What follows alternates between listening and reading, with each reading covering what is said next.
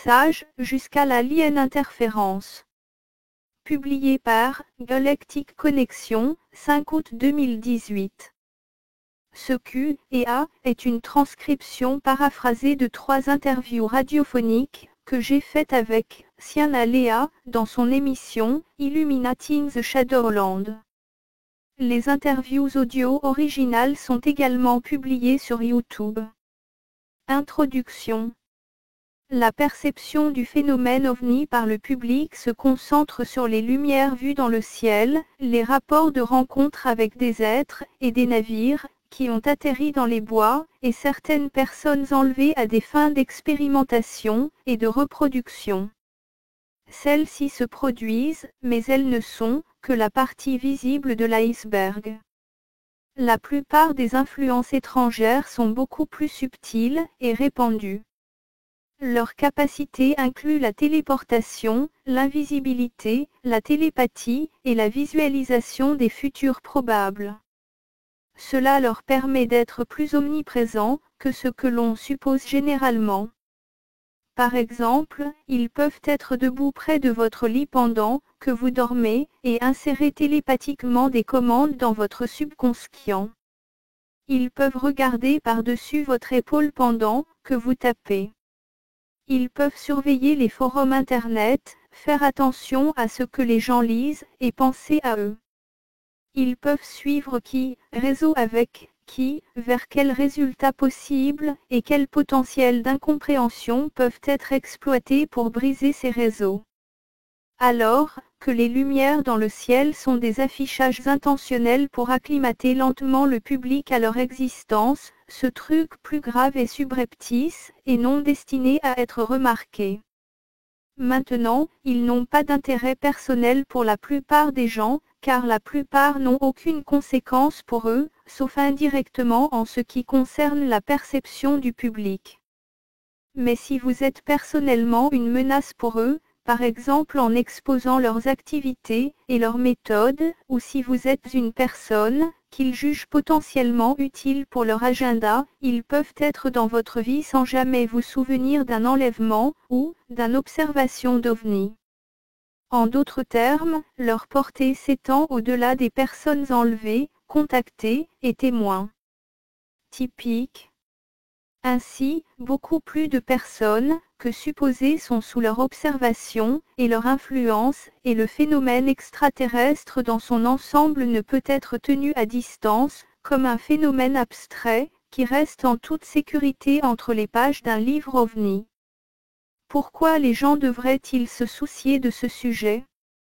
Parce que la multiplication des observations, des contacts, des enlèvements et de la saturation des images et des concepts extraterrestres dans les médias et les divertissements suggèrent que des contacts ouverts avec des extraterrestres se produiront au cours de notre vie.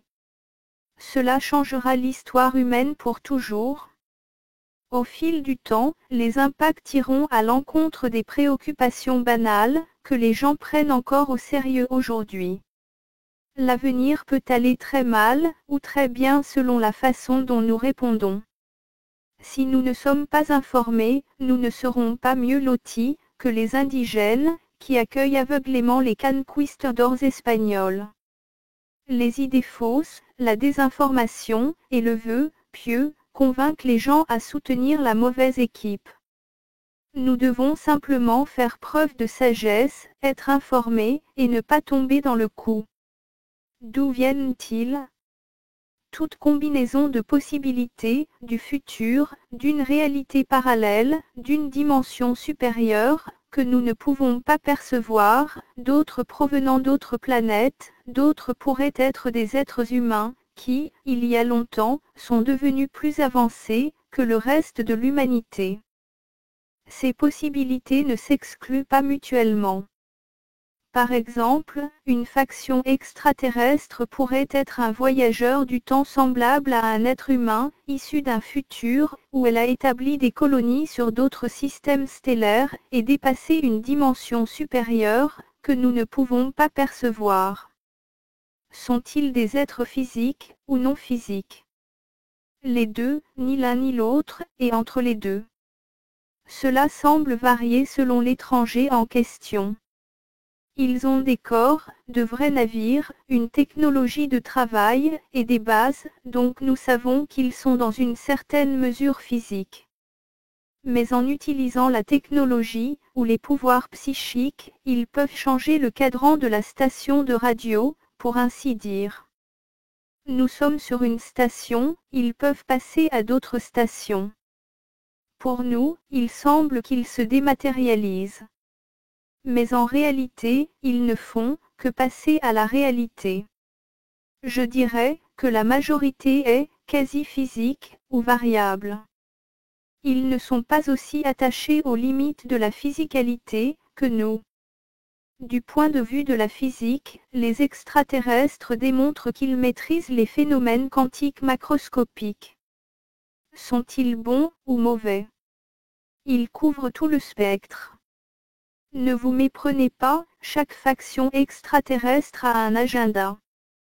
Si certains programmes sont dans notre intérêt, d'autres ne le sont pas, et définissent si une intention est bonne ou mauvaise, que ces distinctions existent ou non au niveau métaphysique absolu.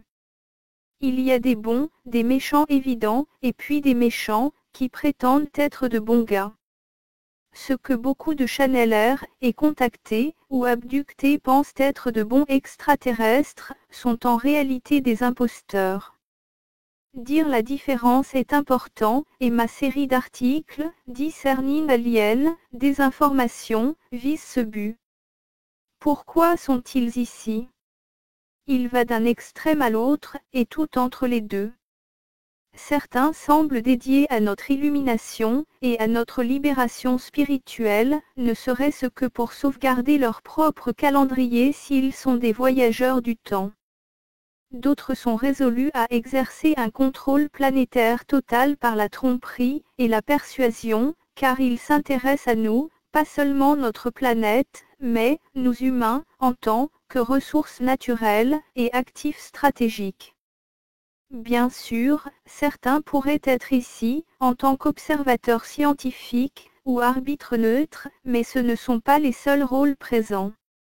Si vous faites attention, vous verrez que depuis les temps anciens, il y a eu une lutte acharnée. C'est sur l'avenir de cette planète et de la race humaine.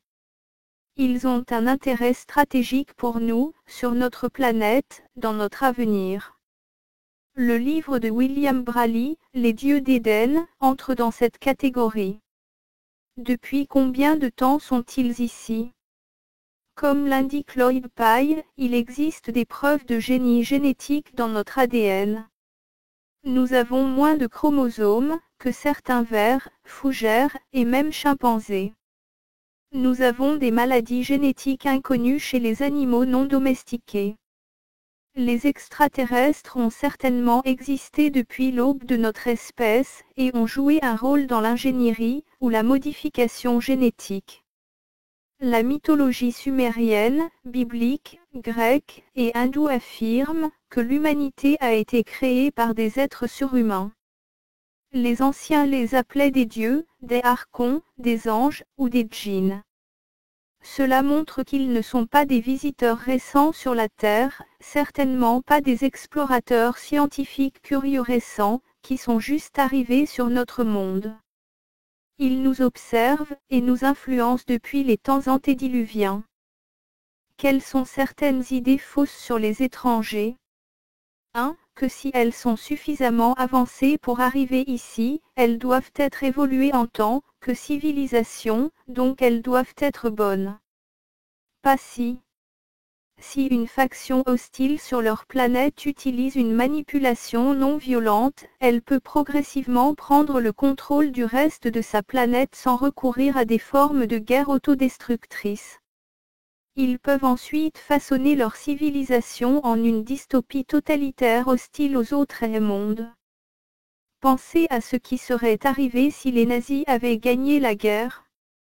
Ils sont venus incroyablement proches. S'il avait réussi, dans plusieurs générations, il coloniserait d'autres planètes, et asservirait ceux qu'il considérait comme des sous-hommes. 2. Ce sur quoi nous nous concentrons, nous attirons, donc nous ne devrions pas penser aux extraterrestres négatifs. La loi de l'attraction ne s'applique qu'accent grave l'attraction synchrone. Si vous arrêtez d'attirer, vous ne bloquez pas non plus. Ils peuvent toujours entrer dans votre vie s'ils le souhaitent, et ils le feront si votre ignorance peut être exploitée pour leur commodité. 3. Que le gouvernement est mauvais, les extraterrestres sont bons. L'histoire ancienne et la mythologie suggèrent que des factions étrangères se sont affrontées. S'ils sont tout bons, pourquoi se battaient-ils l'un contre l'autre? Qu'en est-il de la bataille de Nuremberg en 1516, quand ovnis des flottes ont été vus en train de se tirer dessus? Sans aucun doute, il existe des factions extraterrestres négatives sur Terre. Et il est plus probable que le noyau de notre gouvernement fantôme, dont le noyau a été semé par les nazis après la guerre, soit en relation avec les mêmes factions extraterrestres négatives, qui étaient en contact avec Hitler et la société Thulé, qui ont donné naissance au nazisme organisation. Si le gouvernement fantôme abat n'importe qui, ce sont les factions extraterrestres positives, qui ont refusé de signer des traités d'échange de technologie avec elles. Ces groupes d'opérations noires peuvent utiliser la technologie, qui leur est donnée par des factions extraterrestres négatives. Donc, dire que le gouvernement est mauvais et que les étrangers sont bons, c'est une simplification excessive et dangereuse. Pourquoi ne nous ont-ils pas contactés ouvertement? Ils contactent certaines personnes et se laissent voir à certains moments de manière contrôlée. Ils n'ont pas besoin d'allumer leur lumière quand ils volent, mais ils le font, dans un but précis. Ils veulent être vus de manière mesurée. Il s'agit d'un effort de désensibilisation et de marketing viral progressif depuis les années 40. Et il accélère vers un seuil. Cela signifie que ça va bientôt arriver à la tête. Mais pourquoi pas encore un contact public complet? Les bons pensent probablement que notre planète dans son ensemble n'est pas assez mature pour gérer les contacts extraterrestres avec calme et sagesse. Cela ferait plus de mal que de bien. En attendant, les méchants n'ont pas encore toutes leurs pièces en place, mais ils se rapprochent. Ils restent cachés pour éviter de se peindre en cible. Et le gouvernement de l'ombre ne veut pas non plus bouleverser le statu quo, pas avant qu'il ait suffisamment de contrôle totalitaire pour empêcher le chaos lorsque la présence extraterrestre est révélée. Donc, personne n'a encore eu de raison de communiquer avec le public. Les premières à le faire seront toutefois les factions négatives une fois que la programmation de la population et les contrôles de l'état de la police auront été mis en place. Si ces forces franchissaient une certaine ligne, des factions positives pourraient apparaître pour aider à niveler le terrain de jeu en nous informant de la tromperie. Mais ils ne seront certainement pas présents en premier, car ils devront alors assumer la responsabilité de l'envoi de notre civilisation dans une situation de choc induite par le choc culturel. Ils ne sont pas non plus en mesure d'organiser un lock-out d'État policier pour faire face à un tel choc sans anarchie totale. Pourquoi les extraterrestres n'ont-ils pas envahi la planète quand nous étions primitifs? Parce que, jusqu'à récemment, nous avons développé le niveau de gouvernement mondial et de technologie nécessaire pour nous asservir. Maintenant, nous avons GPS, satellites, caméras, drones, NSA surveillance de chaque communication, police militaire, force de frappe mondiale, armée mondiale. Nous avons l'infrastructure minière, les usines de distillation de l'eau, les industries de matières premières génétiques.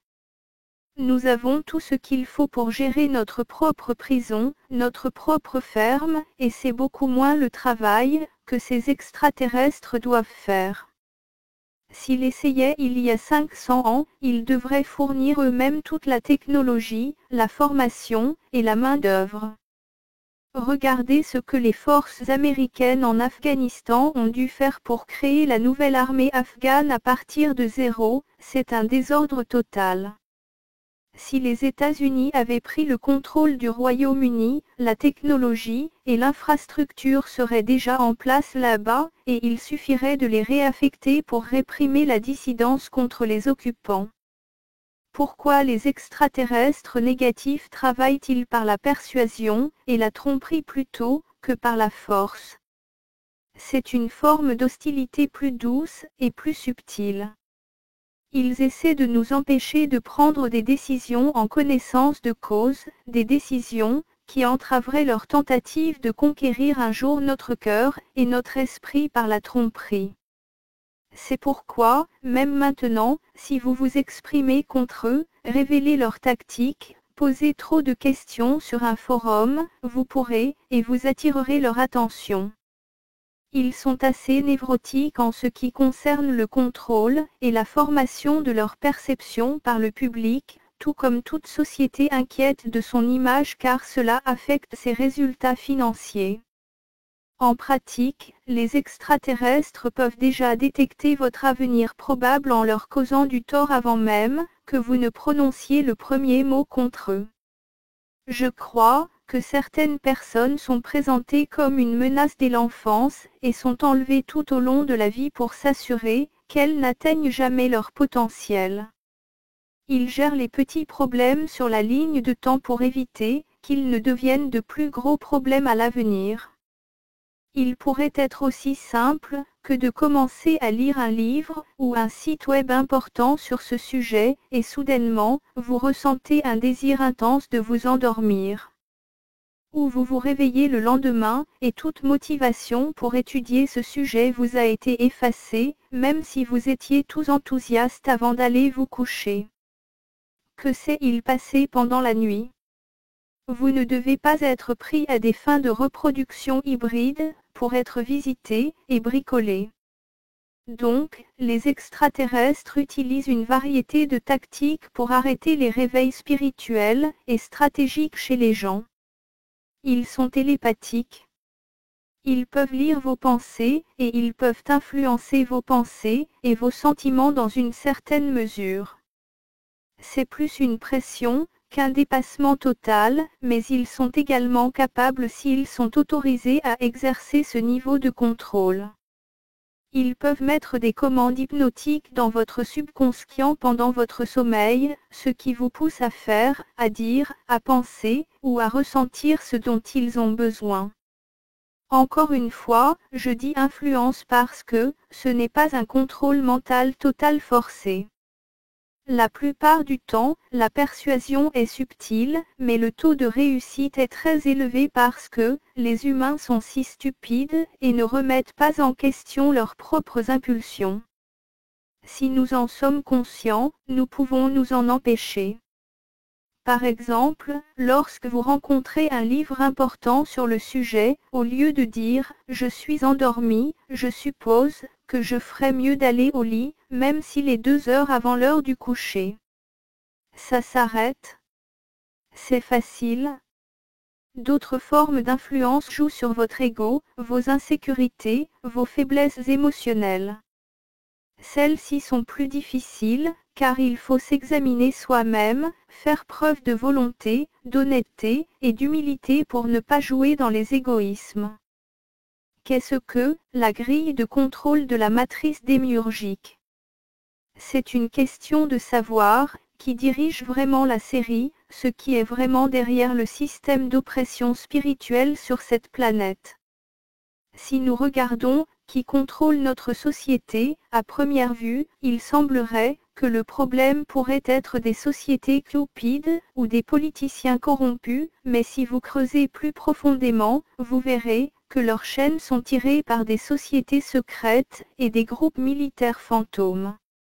Mais même ces gars-là, de leur propre aveu, prennent finalement leurs ordres de non-êtres humains, et ici je veux dire les étrangers. Alors regardons ce qui se passe avec les extraterrestres alors. D'après la littérature sur l'enlèvement, nous savons que les extraterrestres gris sont les plus fréquemment rapportés. Et c'est probablement parce qu'ils ressemblent davantage à des baux de travailleurs, qui sont placés en première ligne du programme d'enlèvement pour s'occuper de la plupart des personnes enlevées. Ils sont ceux qui retournent les hamburgers, pour ainsi dire. Les gris n'agissent jamais seuls, ils cherchent toujours des instructions dans la chaîne de commandement. Parfois, ils sont vus avec des reptiliens, des insectoïdes, ou des extraterrestres d'apparence humaine, qui semblent jouer le rôle de superviseurs. Par conséquent, il est prudent de dire que les gris travaillent pour ces autres étrangers, et que, par conséquent, ces derniers sont les responsables. Alors la grande question est de savoir, qui servent-ils finalement? Qui, ou, quel est leur Dieu? Eh bien, plusieurs sources que j'ai rencontrées prétendent que les reptiliens adorent l'univers physique lui-même.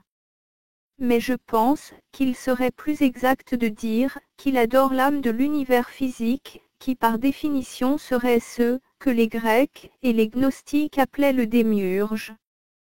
C'est fondamentalement l'âme du système de contrôle matriciel, le code source sous-jacent, qui le fait fonctionner. C'est une sorte de champ d'énergie subtil, qui imprègne cet univers et le maintient ensemble dans une certaine configuration. Maintenant, pourquoi est-ce important? Parce que, si vous voulez contrôler la réalité physique, vous devez le faire d'une manière ou d'une autre. Vous devez manipuler le code source, ou le champ d'énergie subtil, qui projette cet univers. Si vous avez déjà vu le film Dark City, les extraterrestres dans ce film font ce rituel nocturne, où ils canalisent leur pouvoir psychique dans cette grande machine en forme de visage, et cette machine est symbolique du démiurge. Ils utilisent cette machine pour reconfigurer la fausse ville qu'ils ont créée pour que leurs victimes puissent y vivre. Bien, si les reptiliens, ou d'autres étrangers négatifs veulent du pouvoir, s'ils veulent être les rois de la Matrix, ils doivent se tourner vers le démiurge pour le faire. Et à la suite de toutes leurs manipulations, de leur interfaçage avec le démiurge, je crois que l'âme de l'univers s'est corrompue à cause de toutes ces mauvaises intentions canalisées. Le code source de la réalité est infesté de virus et de chevaux de Troie. Et cela a donné les aspects de démiurge d'un parasite universel, ce qui est exactement ce que les gnostiques ont reconnu. Platon pensait que le démiurge était bon, mais les gnostiques pensaient que c'était mal. Pourquoi? Parce que, dans sa forme originale, est vrai, c'est une partie nécessaire et saine de la création. Mais il a une partition corrompue, qui semble avoir une prise ferme sur notre réalité, et c'est ce que les gnostiques ont vu. Les gnostiques ont également dit qu'il y avait des êtres puissants qu'il appelait archans, qui ont servi ce démiurge corrompu, et en ont été servis. Donc, pour résumer, il y a probablement des extraterrestres négatifs, qui adorent le démiurge, parce que c'est leur père de sucre occulte, pour ainsi dire. Je crois que le démiurge est donc au sommet de la hiérarchie négative, et le coordinateur central du système de contrôle matriciel. Comment contractons-nous pour faire partie de la grille de contrôle des démiurges? Je pense que cela revient au fait qu'à un certain niveau, nous avons fait un choix qui nous a permis d'être ici dans cet univers physique. Et lorsque vous prenez un corps humain, vous choisissez d'accepter ses limites. L'une de ces limitations est que, par défaut, nous n'avons que 5 sens. Cela conduit notre conscience dans une gamme très étroite, dans la perception de la partie de la réalité contrôlée par le démiurge et ses subordonnés. Alors, choisir de s'incarner, c'est choisir de prendre un handicap, une sorte d'ignorance, ou d'aveuglement, ou d'illusion. En plus de cela, nous acceptons également les lois de la physique, qui permettent la force physique, et donc la violence. La physique est ce qui permet à un être de violer le libre arbitre d'un autre. Par conséquent, que ce soit par la tromperie parce que nous pouvons à peine percevoir quoi que ce soit, ou par la force parce que nous sommes ici dans la physique, nous risquons de voir notre libre arbitre manipulé ou violé. Nous avons donc choisi à un certain niveau d'accepter les risques inhérents à la vie dans le domaine du démiurge, et cela crée une sorte de contrat, qui permet aux forces négatives d'influencer, et de nous supprimer si nous ne prenons pas de contre-mesures. Le plus gros problème est qu'une partie de ce système de contrôle vit réellement à l'intérieur de nous. C'est comme si nous, et ici je veux dire notre esprit, ou notre conscience centrale, ne sont pas la seule intelligence qui réside dans notre corps. Il y a un autre composant à l'intérieur, qui peut être appelé l'ombre. L'ombre est la partie de nous, qui vient de la matrice, et qui résonne avec le démiurge corrompu dans un genre de « comme ci-dessus », donc en dessous. C'est comme une réflexion microcosmique interne de la hiérarchie démiurgique externe.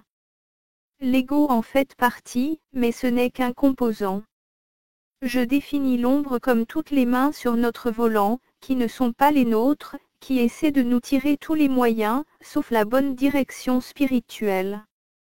Nous n'en sommes généralement pas conscients, mais nos perspectives, et nos comportements, et nos décisions sont biaisés. L'ombre réside dans notre subconscient, dans le sous-sol sombre de l'esprit.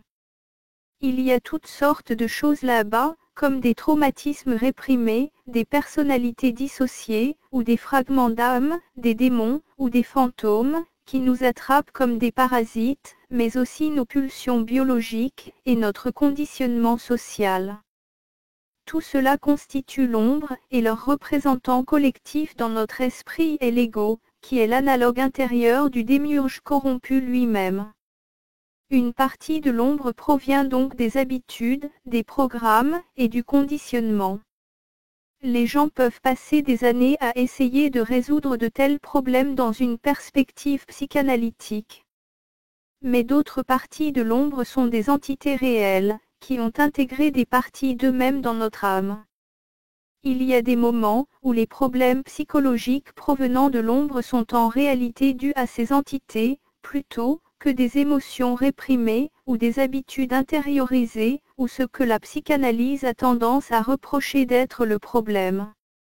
Des chercheurs comme William Baldwin, Corrado Mullinger et Shakun Talamodi ont mis au point des techniques d'hypnose visant à déraciner ces entités au niveau de votre subconscient, ce qui peut donner des résultats plus rapides que le simple conseil ou la psychanalyse. Y a-t-il une ombre ancestrale, raciale, que nous portons, qui s'est contractée du côté obscur? Bien que nous ayons une biologie et une psychologie similaires, nous avons des aspects de nos ombres personnelles individuelles en commun. Sauf que puisque nous sommes si fragmentés en tant qu'espèce, que chaque esprit est psychiquement coupé des autres, il n'y a pas vraiment une ombre collective cohérente. La situation serait différente pour les étrangers cependant. Nous savons que les extraterrestres sont télépathiques et qu'ils sont donc toujours connectés à une sorte d'internet psychique partagé entre les membres de leur civilisation. Cet internet psychique crée une conscience collective, ou un pool collectif de souvenirs, de pensées et d'expériences. La loi d'un matériau appelle cela un complexe de mémoire sociale. Ce n'est pas nécessairement un esprit de ruche, où chaque extraterrestre n'est qu'un organe inconscient dirigé par un esprit central, mais les extraterrestres ont encore leur propre esprit, mais ils sont reliés les uns aux autres par un champ mental commun. Maintenant, il va de soi que, pour une civilisation extraterrestre obscure, ce champ mental collectif aura également un aspect sombre. Après tout, c'est ce qui les unifie, c'est ce qui leur donne leur motivation, c'est leur dénominateur commun. Ce serait donc leur ombre collective, et c'est ce qui les fait résonner collectivement avec le démiurge. On pourrait donc dire que l'ombre d'un alien la lie à l'ombre collective de sa civilisation, qui lie cette civilisation à l'ombre de l'univers, à savoir le démiurge. La même chose pourrait être dite pour les humains, sous une forme plus embryonnaire et moins ciblée. Comment pouvons-nous renforcer inconsciemment la grille de contrôle de Matrix avec cette relation entre notre ombre et les entités qui ont accès à notre énergie? Eh bien, c'est comme la façon dont les ordinateurs peuvent obtenir des virus, ou des chevaux de Troie, qui permettent aux pirates d'accéder aux fichiers, et de jouer avec le système. Notre ombre est comme un cheval de Troie psychologique, qui permet à la matrice de nous manipuler. Un exemple serait lorsque la matrice fait appel à l'ego, et nous ignorons notre conscience spirituelle, et prenons plutôt une décision basée sur l'ego. Et cela finit par nous emmener plus loin dans la matrice. En tout cas, cela conduit à une perte d'énergie personnelle, qui alimente les démons, les extraterrestres négatifs, et d'autres parasites, qui ont provoqué cette réponse. C'est dans notre manque de conscience de soi, et de ne pas remettre en question ce qui motive nos décisions, que nous agissons à partir de la partie en nous, que la matrice contrôle. De quelle manière les aliens et les entités influencent-ils nos émotions et nos actions une fois que nous les avons autorisées? Je pense que la plupart des personnes sensibles commencent par une forme très élémentaire de protection de la part de ces entités. Non pas qu'ils soient libres d'être harcelés ou manipulés dans la vie, mais plutôt qu'ils ne peuvent pas être carrément tués ou possédés du premier coup. La protection pourrait provenir du soi supérieur, ou des gardiens de l'esprit, ou des anges, ou autres. Mais si vous invitez intentionnellement des forces négatives, même si vous croyez à tort qu'elles sont les bonnes, alors tous les paris sont désactivés. C'est comme baisser le pont-levis. Peu importe la qualité de vos défenses, si vous leur donnez la permission d'entrer, vous avez un problème réel. C'est comme donner un pirate les mots de passe à vos comptes en ligne. Pensez à ce qu'ils peuvent faire avec ça. Ils peuvent prendre en charge votre vie. Eh bien, donner la permission aux extraterrestres ou aux démons mène finalement à la possession complète, ou au contrôle mental, une personne devenant un instrument de marche pour les extraterrestres ou les démons. Plus ils obtiennent de permission au fil du temps, plus ils deviennent tangibles, visibles et imposants dans votre vie. La permission n'est pas tout ou rien. C'est progressif, et ils prennent ce qu'ils peuvent obtenir. Les rituels sataniques sont un exemple extrême. C'est là que vous invoquez consciemment une entité à travers des actes rituels, qui servent de méthode pour donner la permission. Avec certains extraterrestres, ce n'est pas si différent. Je veux dire, il y a des livres sur les étapes à suivre pour inviter les grilles dans votre vie. Nous devons faire attention à ce genre de sources. Quels sont les dangers d'inviter de telles forces? Laisse-moi te donner un exemple. Quand j'avais 12 ans, ma famille rentrait chez elle un soir, et j'ai regardé par la fenêtre les étoiles, et leur ai demandé un panneau. J'avais lu beaucoup de livres sur les enlèvements, et j'étais curieux des grilles. Je voulais qu'ils me prouvent qu'il était réel.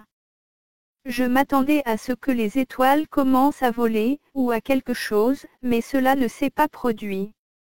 Eh bien, ce soir-là, je rêvais d'être dans un avion avec des gens assis autour de moi, qui avaient des visages blancs et des yeux noirs. Je me suis réveillée avec une cicatrice de 2 pouces de long sur mon front entrant dans ma ligne de cheveux. Et pour les années suivantes, j'ai eu beaucoup d'interférences avec des extraterrestres dans ma vie. J'ai eu mon signe, bien, mais au prix de mon bien-être.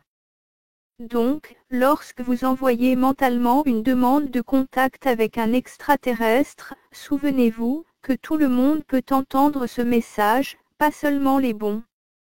D'après ce que j'ai expérimenté, les extraterrestres négatifs en particulier ceux qui partagent des traits avec les démons, ont besoin de la permission de vous contacter plus directement. Et, quand ils entendent une diffusion aussi mentale, ils réalisent qu'il y a un potentiel, qui peut être exploité.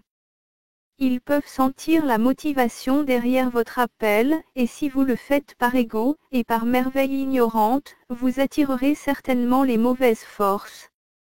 Si vous le faites pour les bonnes raisons, dans un moment de sincérité, de force, de discernement, et de préparation, alors les vrais bons vont peut-être entrer dans votre vie, ne serait-ce qu'en envoyant de l'inspiration, et des coïncidences bénéfiques. Mais ils sont au bout du fil pour, qui veut chez vous en premier. Si vous appelez des extraterrestres, ne jamais adresser, ou imaginer mentalement les gris, les reptiliens, ou les insectoïdes. N'adressez que ceux, qui servent la volonté divine, et, qui ont une orientation spirituelle positive. Et même dans ce cas, assurez-vous de tester ceux, qui pourraient répondre pour s'assurer qu'ils ne sont pas des imposteurs, qui mettent un sourire, et un joli visage. Inviter des extraterrestres est une mauvaise idée en général, mais si vous le faites, faites-le avec une attitude d'altruisme, une conscience calme des risques, et un sens du dévouement à l'élévation de l'humanité pour attirer l'attention des êtres ayant des motifs similaires. Même la simple curiosité pour de nouvelles expériences ne suffit pas.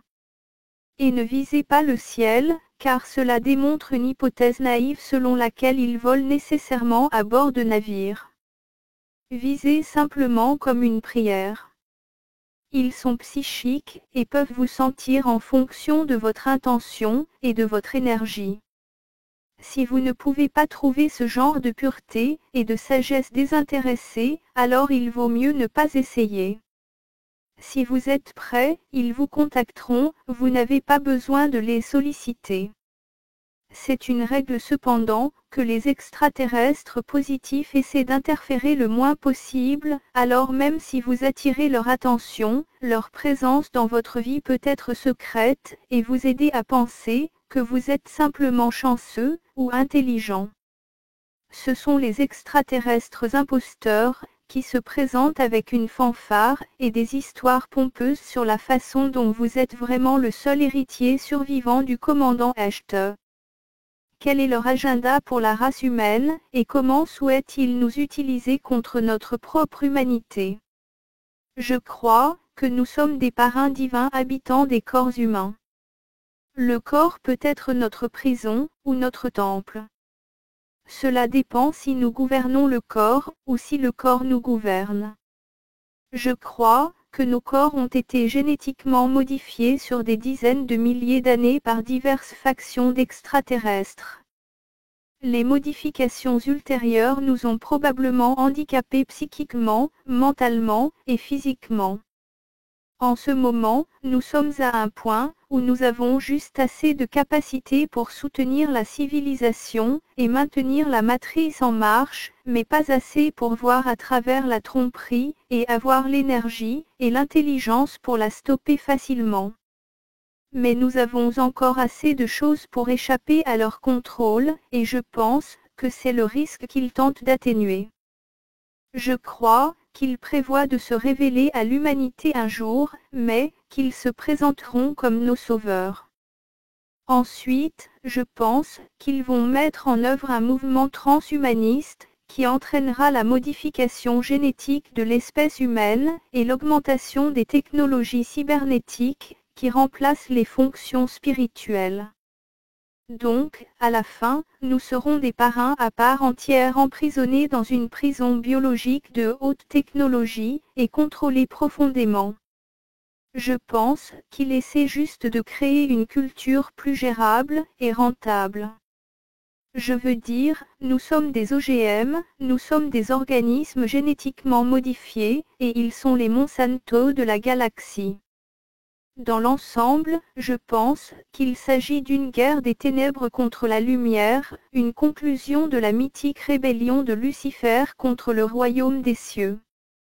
Incarne vraiment notre humanité, notre amour, notre compassion, et notre empathie pour la vie, le remède à tout cela. Eh bien, c'est la partie que nous ne devons jamais abandonner, car ces qualités d'amour, de compassion et d'empathie sont des fonctions de l'esprit, de notre divin parc intérieur. Au moment où nous les abandonnons, nous abandonnons tout ce pourquoi nous nous battons. Mais bien sûr, l'amour sans sagesse est l'ignorance et la naïveté. C'est comme l'histoire d'Adam et Ève, ils avaient de l'amour, de la compassion et de l'empathie parce qu'ils étaient purs, mais ils n'étaient pas plus sages que les bébés. L'autre moitié de l'équation est la sagesse, le discernement et la conscience. Il faut être vif, réfléchir, voir la tromperie, et avoir les outils et les connaissances nécessaires pour exécuter les directives qui viennent de votre cœur. L'amour et la compréhension vont de pair. Le plus grand amour et la plus haute compréhension sont la même chose. Lorsque vous comprenez vraiment quelque chose ou quelqu'un dans le sens le plus absolu, vous ne pouvez pas vous empêcher de les aimer. C'est là que les deux moitiés de l'équation s'unissent. Mais à notre niveau, le mieux que nous puissions faire est de chercher à équilibrer et à développer les deux côtés en parallèle. Comment pouvons-nous rompre nos contrats avec eux et acquérir la souveraineté sur nos propres esprits et âmes? Il existe différents types de contrats. Les mots verbaux faits avec des extraterrestres ou des démons sont faciles à traiter.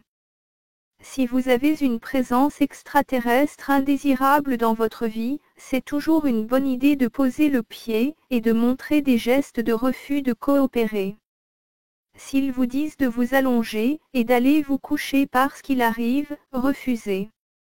S'ils sont susceptibles de se présenter une nuit particulière, procurez-vous un enregistreur numérique à commande vocale pour les empêcher de s'en sortir. Indiquez régulièrement à haute voix que vous révoquez toutes les autorisations qui vous ont été données, vous savez, que vous annulez les accords que vous pourriez avoir avec eux. Lorsque vous affirmez que vous ne coopérez plus avec le côté obscur, cela donne aux forces positives le droit légal d'intervenir et de vous protéger. Donc, vraiment, il s'agit de révoquer la permission, s'aligner sur le divin, abandonner toute peur, acquérir une conscience et une connaissance plus pointue, et l'appliquer de manière très calme et stratégique. C'est le meilleur conseil que je puisse donner. En revanche, le contrat que vous avez avec la physicalité en étant né dans un corps humain, ce contrat est le plus contraignant. Surmonter les 5 sens et les lois de la physique est très difficile parce que cela découle d'un choix fait à un niveau d'esprit beaucoup plus profond que tous les niveaux auxquels nous avons accès dans notre état actuel.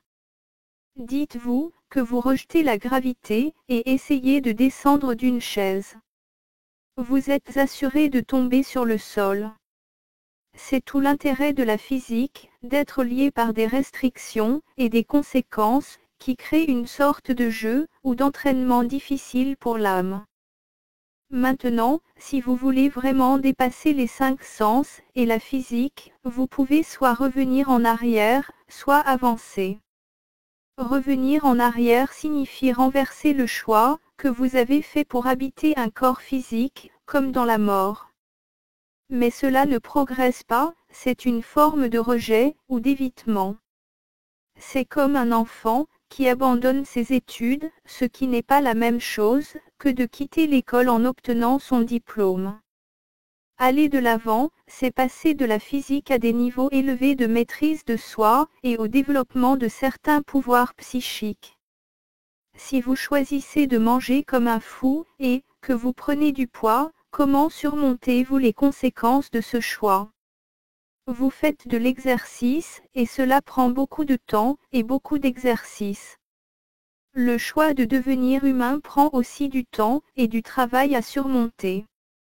Ce n'est pas aussi simple que de révoquer verbalement le choix, car vous devez encore en annuler les conséquences. Quelles sont les lois universelles que nous devons apprendre à combler les lacunes dans nos domaines d'autoprotection? il est important de comprendre comment nos propres ombres peuvent résonner avec le côté obscur de certains êtres extraterrestres et les attirer plus profondément dans nos vies. Il y a ce principe métaphysique appelé la loi de l'attraction. Il dit que ce que nous ressentons profondément au niveau subconscient, nous attirons de manière synchrone. Ce n'est pas un principe du Nouvel Âge, il remonte aux temps anciens, et faisait partie des enseignements du Christ, bien que le New Age ait certainement détourné cette idée, et l'a détournée vers des fins ignorantes, égoïstes et matérialistes. En ce qui concerne les extraterrestres, si vous êtes en résonance avec la dynamique prédateur-proie, vous serez la proie, qui attire le prédateur. C'est vrai dans la vie de tous les jours, où les personnes ayant une faible estime de soi et un manque de confiance peuvent attirer des agresseurs et des intimidateurs. Il en va de même pour les extraterrestres opportunistes, qui recherchent des personnes avec lesquelles jouer et se nourrir. Lorsque vous craignez profondément une situation, une sorte de peur, qui vous ronge et prend sa propre vie, cette situation peut se manifester. Donc, être constamment dans un état de peur, de paranoïa et de nervosité au sujet des aliens, peut réellement entraîner des activités extraterrestres terrifiantes dans votre vie. C'est le côté obscur de la loi de l'attraction. Certains extraterrestres, principalement ceux qui ont des traits démoniaques, et qui peuvent en fait être possédés par des démons, peuvent utiliser la loi de l'attraction contre vous pour se frayer un chemin dans votre vie.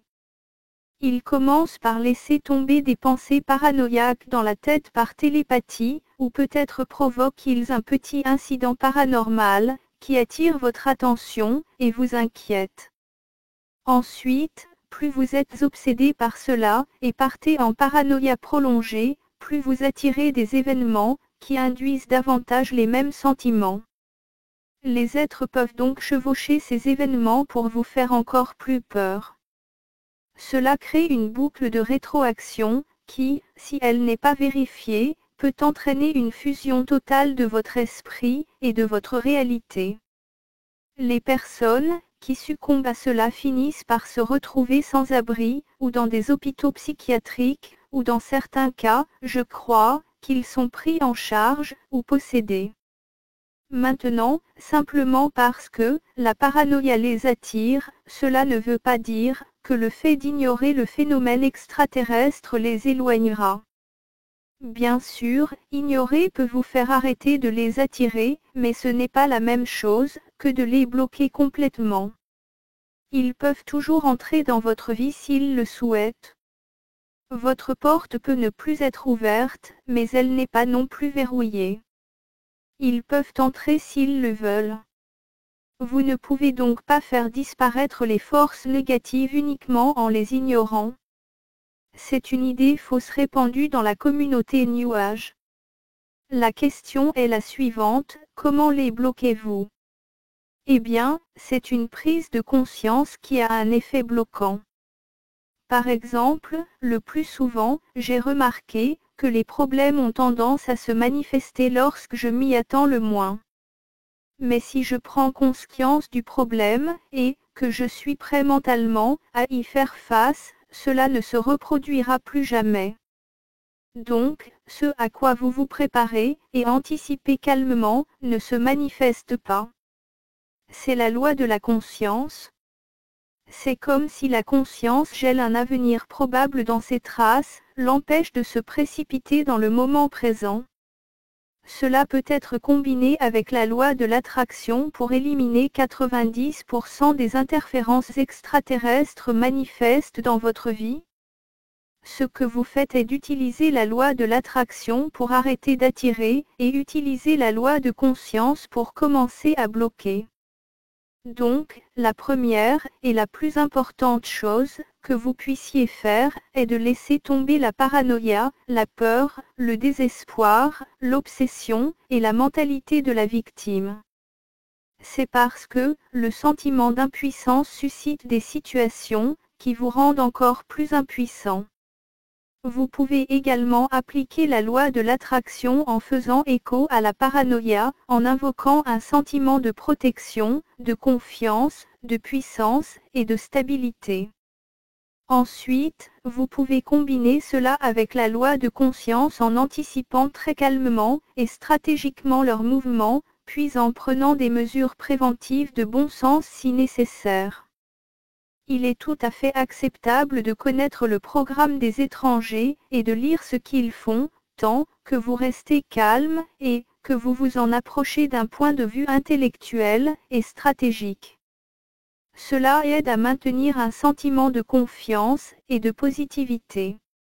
Vous savez, ce n'est pas un choix entre être conscient de la cynisme ou être parfaitement ignorant, vous pouvez être parfaitement conscient si vous avez les bonnes connaissances et que vous restez centré.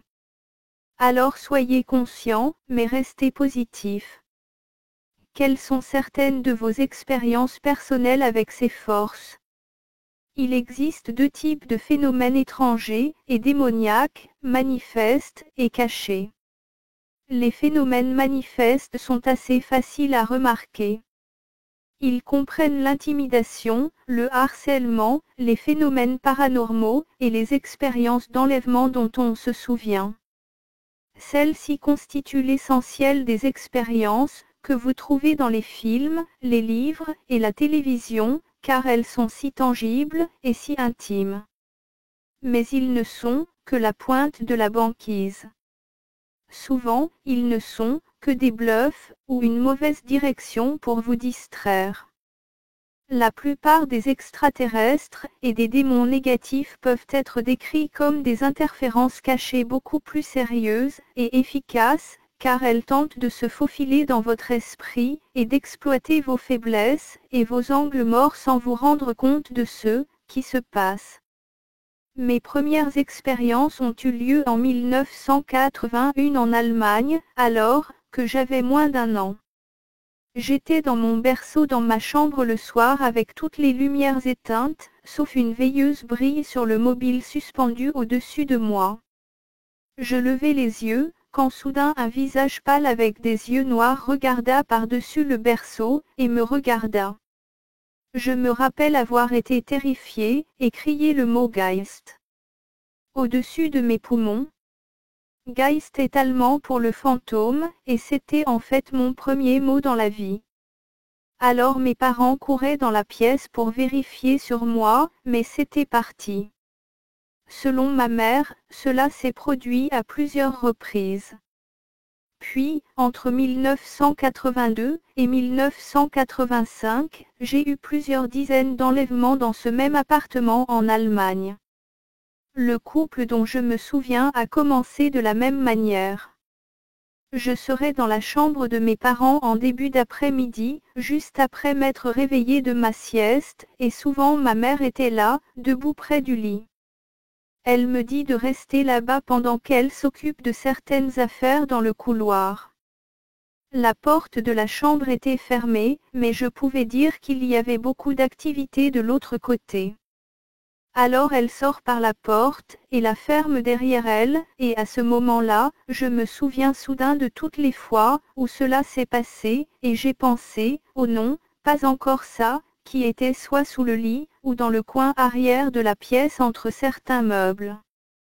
Mais comme je courais pour la couverture, la porte s'ouvrait, et coulait une demi-douzaine, ou plus de gris dans des costumes bleu cobalt. Ils se sont précipités sur moi, et je me suis évanouie. Après cela, je ne me souviens que de petits fragments.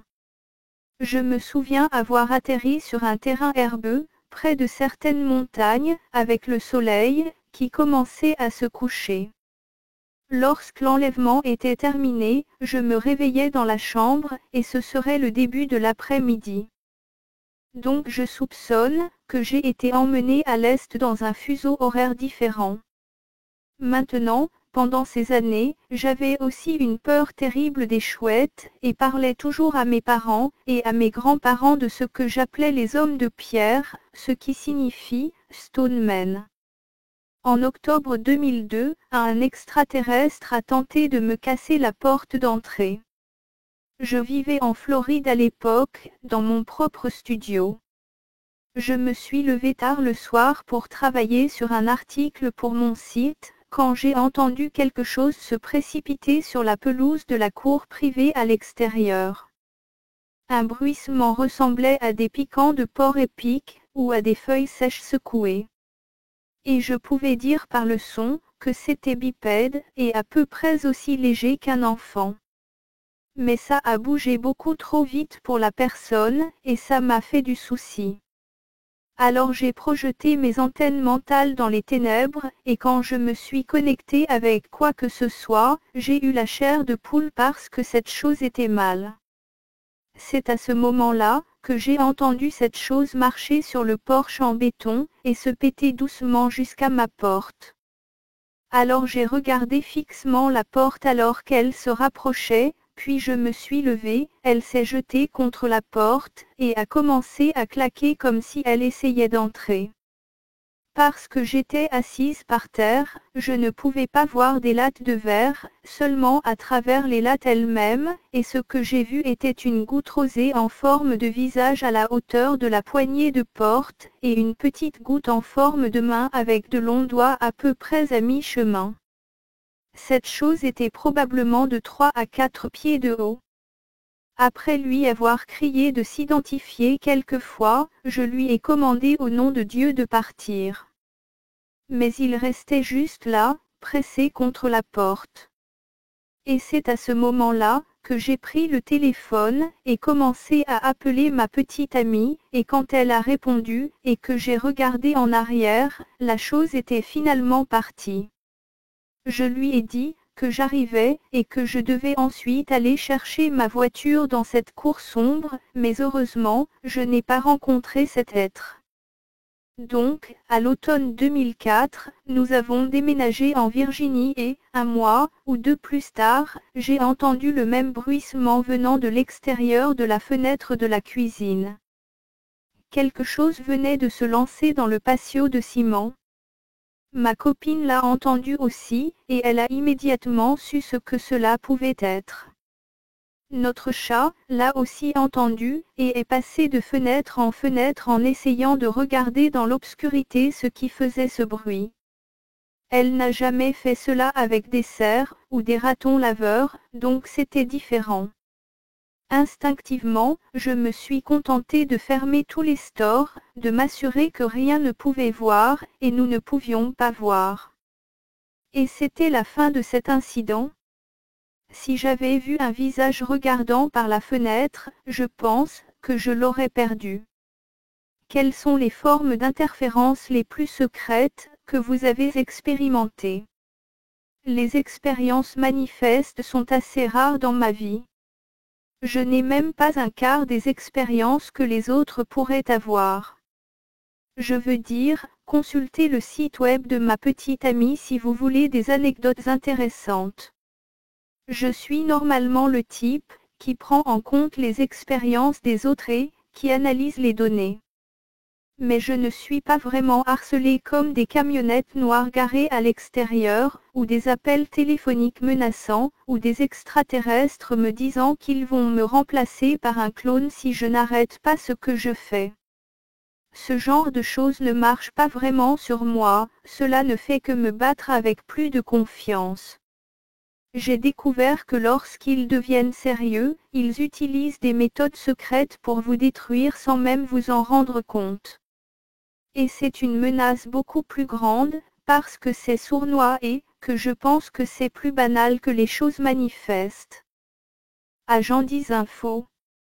J'ai remarqué un modèle récurrent avec des personnes conscientes, à savoir, qu'un agent de désinformation entrerait dans leur vie peu après le début de leur processus de réveil.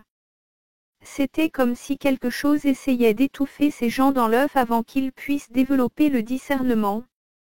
Eh bien, j'ai eu le mien en 2001, après que je sois tombée sur l'idée que la réalité elle-même était un complot, qu'elle pourrait être contrefaite comme dans les films Matrix ou le Truman Show.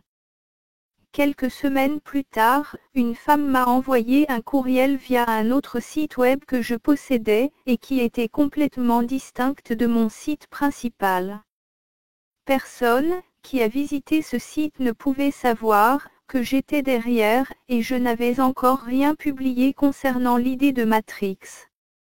Et pourtant, elle me disait que la réalité était fausse. Donc, elle me contactait, était pour le moins synchrone. Elle reflétait toutes mes pensées et théories à ce sujet, comme si elle essayait d'obtenir un rapport, sauf qu'elle y ajouterait cette tournure paranoïaque désinformatrice.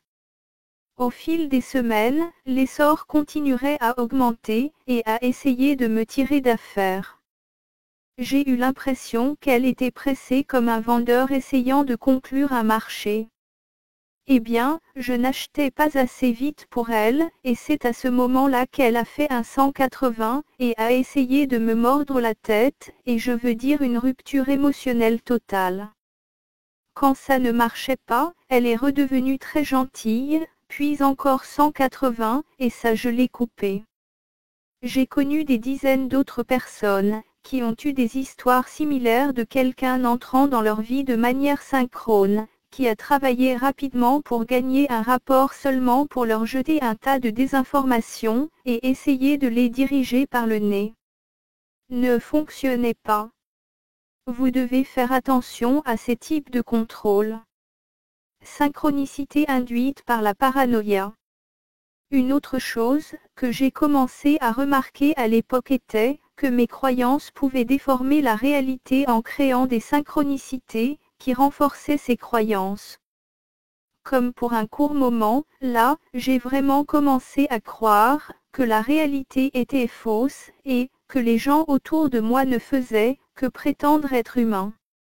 Et vous ne le sauriez pas, mes camarades de chambre et leurs amis ont commencé à refléter mes pensées, en disant des choses qui avaient trait à ce que je pensais, ou à ce que j'avais remarqué ce jour-là.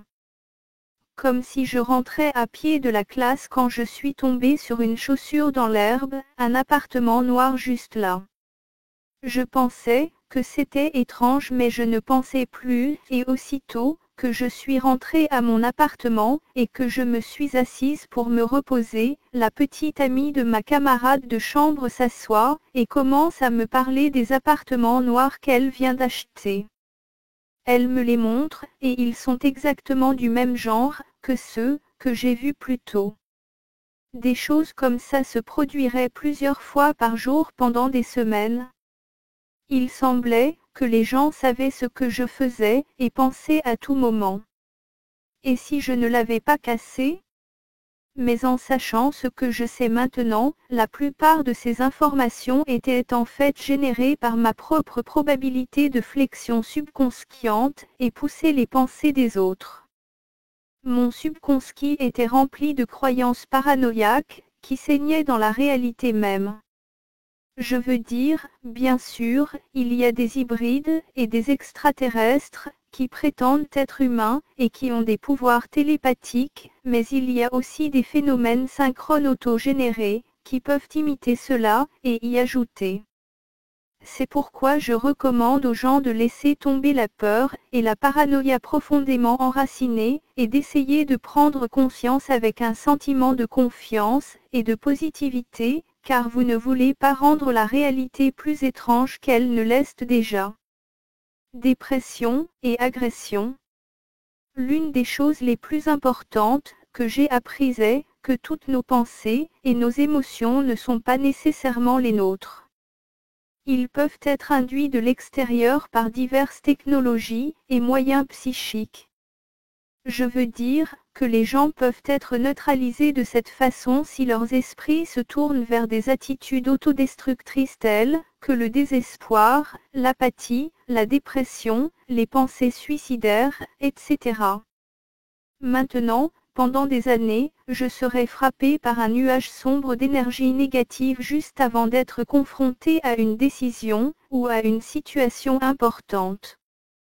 comme à la fin du lycée, lorsque je faisais des demandes d'études collégiales et de bourse, je me sentais complètement vaincue et sans valeur et déprimée sans raison, et le même jour, un conseiller me disait de postuler pour une bourse. Je n'avais aucun moyen de savoir ce matin-là que cette journée me serait offerte. Et si je cédais à l'attitude artificielle avec laquelle je me suis réveillée, je n'aurais même pas pris la peine de postuler.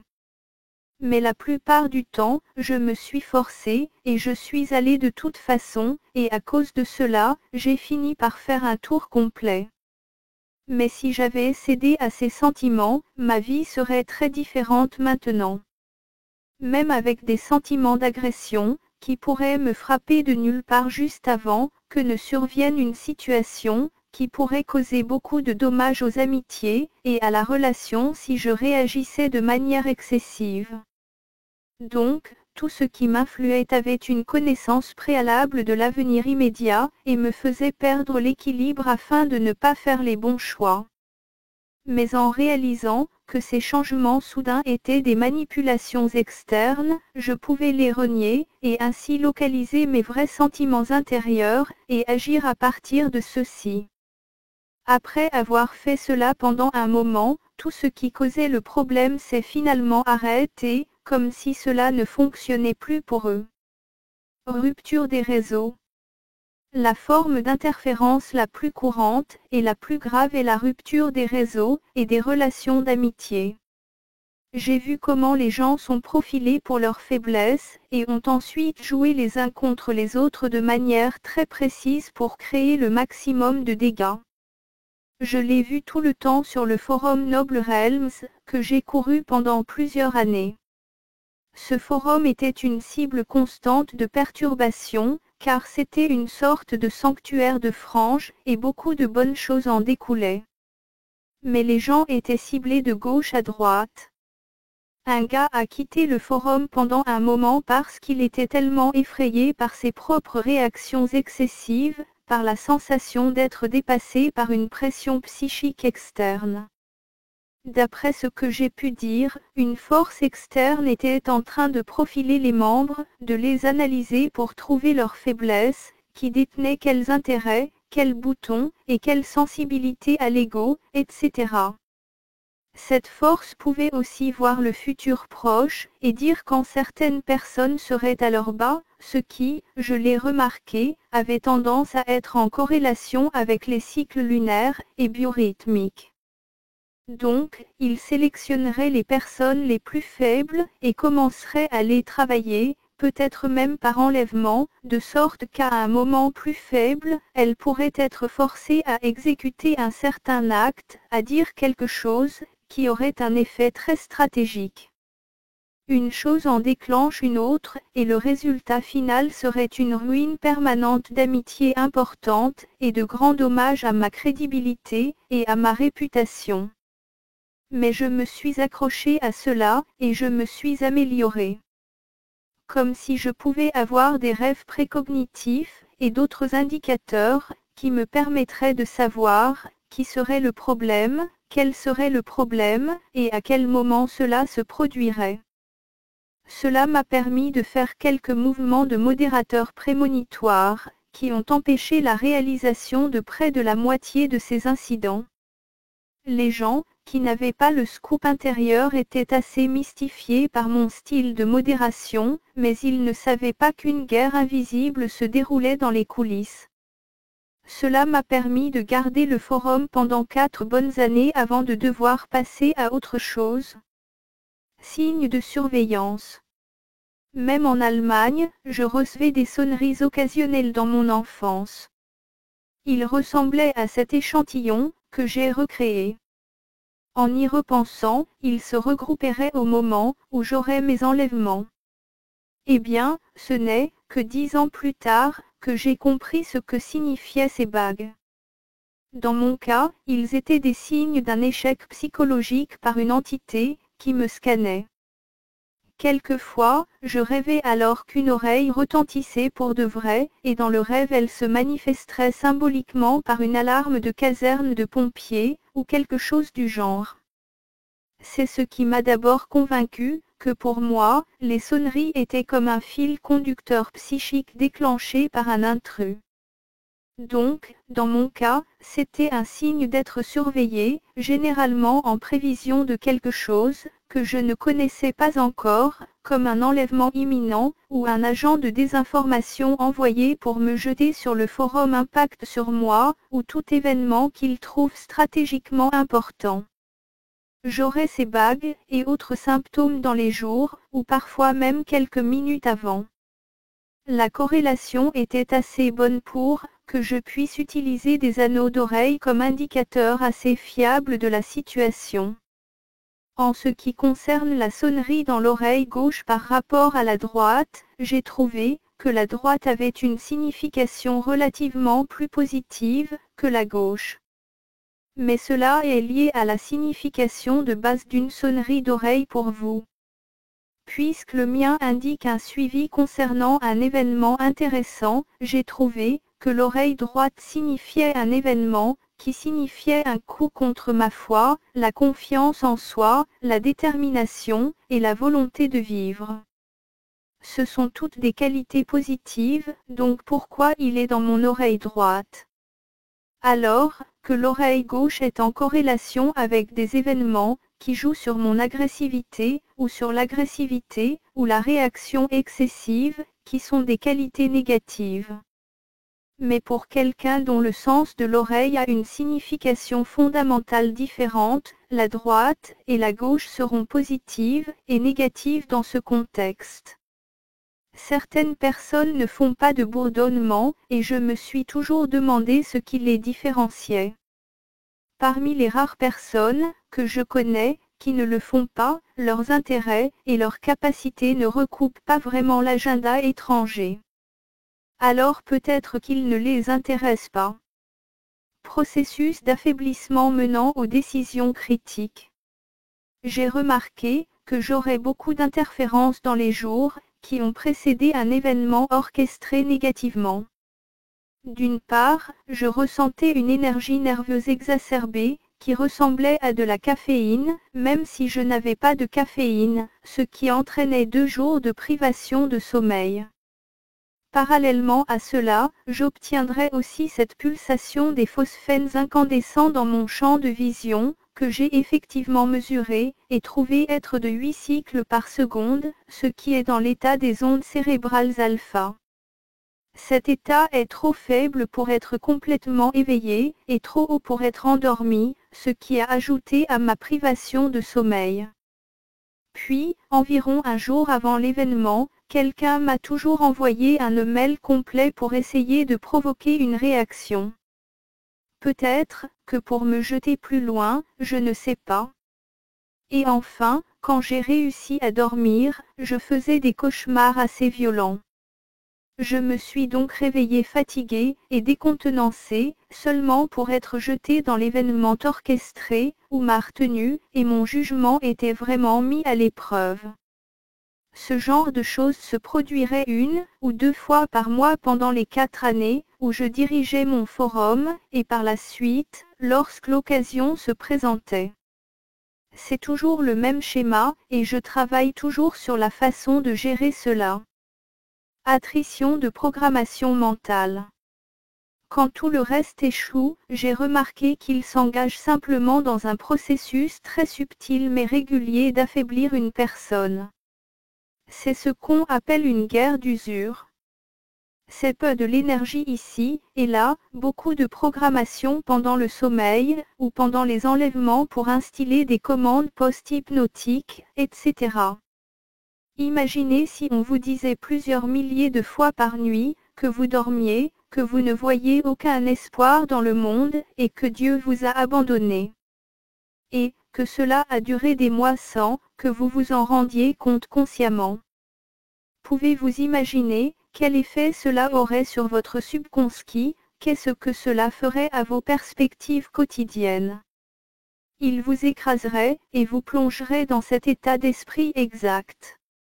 Ce que j'ai déjà dit à propos de l'utilisation de la loi de conscience, bien que la protection disparaisse si vous êtes inconscient. Vous ne pouvez pas bloquer si vous n'êtes pas au courant. Que faites-vous pour un tiers de la journée? Vous dormez, vous êtes inconscient de votre environnement. À moins que vous développiez des compétences de rêve lucide, ce qui concerne vraiment votre énergie mentale et spirituelle, ou à moins d'avoir un mécanisme psychique en place pour vous alerter, vous êtes manipulable pendant votre sommeil. Alors, le mieux que vous puissiez faire est de contrôler les dégâts dans les jours qui suivent pour détecter les déclencheurs et les influences avant qu'ils ne vous fassent trébucher. Je crois que c'est le genre de choses qui se fait à grande échelle, que ce soit par la technologie humaine ou par des êtres démoniaques qui chuchotent une telle programmation négative dans notre esprit, ou des extraterrestres qui capturent des cibles. C'est un gros problème. Comment gérez-vous l'attrition? Pour contrer cela, si vous pouvez identifier approximativement les commandes négatives qui façonnent votre attitude, vous pouvez créer des déclarations égales et opposées et les utiliser comme affirmation. J'ai également trouvé important de passer quelques minutes chaque jour avant de me lever, de faire ce qu'il faut pour vous mettre dans un bon état d'esprit. De cette façon, vous commencez la journée dans votre propre esprit choisir, plutôt que de laisser ce qui s'est passé pendant la nuit le décider. À mon avis, tant que je suis conscient et éveillé, j'ai le libre arbitre de prendre le contrôle de mes pensées et de mes sentiments. Ils peuvent avoir la nuit, mais je règle le jour.